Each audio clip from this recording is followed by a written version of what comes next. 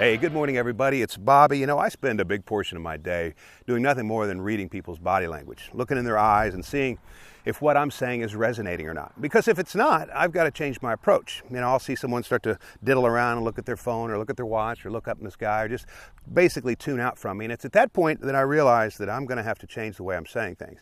Because if the student isn't learning, the teacher isn't teaching.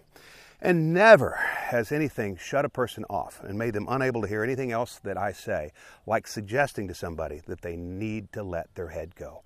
For so many people, they find that disqualifying as an instructor when I suggest that they should let their head go because, after all, since day one, they've been doing nothing more than trying to keep their head down. But I'm telling you, it's eventually to the detriment to the individual. And let me give you a little story. 20 years ago or so, I was teaching a Golf Digest school. It was a 5-day school, and I had two couples. We'll call them Mr. and Mrs. Smith and Mr. and Mrs. Jones.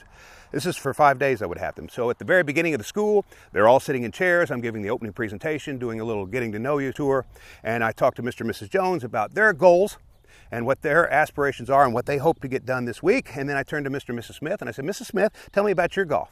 And she said, well, you know, and before she could answer, her husband said, she won't keep her head down.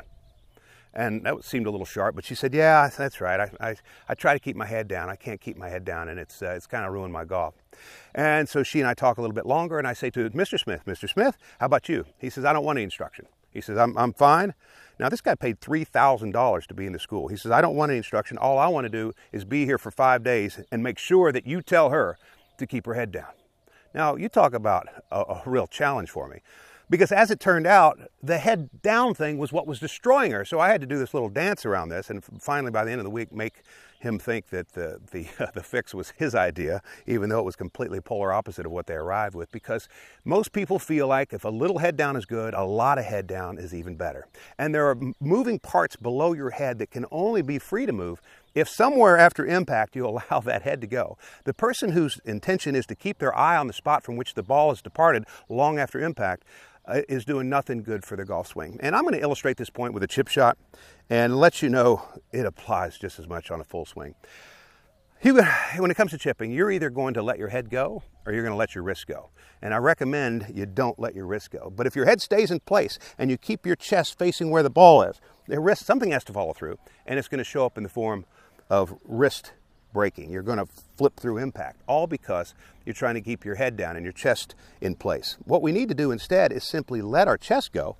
Now there's no temptation at all to flip the wrist. I absorb the finish in my body instead of in my wrist, which is what I would do if I kept my head down. So here I am, I'm just going to turn through this, and suddenly I find out that I don't hit the chip shot with any part of me, I hit the chip shot with the whole of me. That's what we do with a chip shot.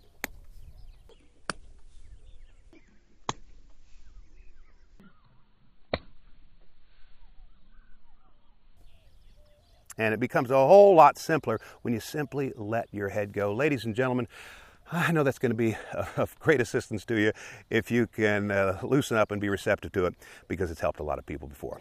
Thanks for tuning in. I'll see you next week.